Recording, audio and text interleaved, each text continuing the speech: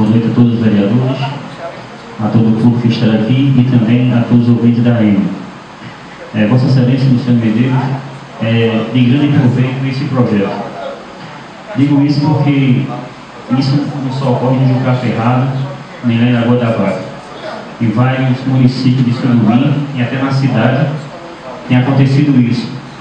E quando nós, que somos cidadãos, pagamos a conta da luz e também pagamos também a iluminação pública, deveríamos ser atendidos o mais rápido possível.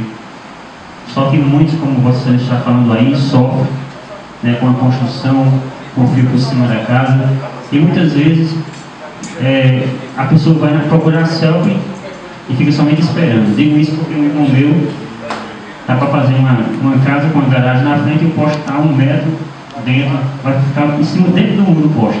Dentro do terreno. Dentro do terreno. E já faz quase 6 meses que a gente ainda guarda a selfie lá. Já foram lá olhar e até hoje nada. Então, assim, é muito importante esse seu requerimento, está de parabéns.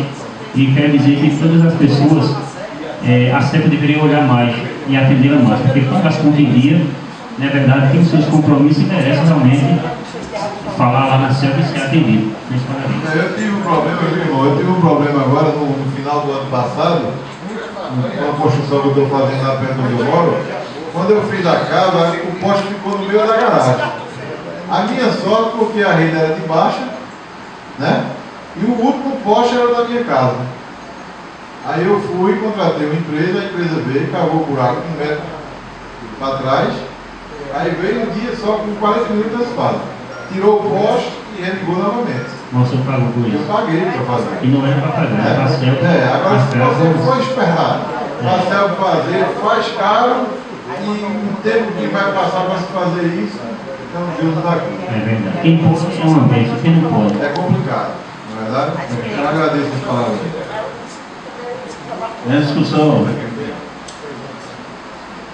Coloque em votação, senhores, que aprova, aprovado. Obrigado. Requerimento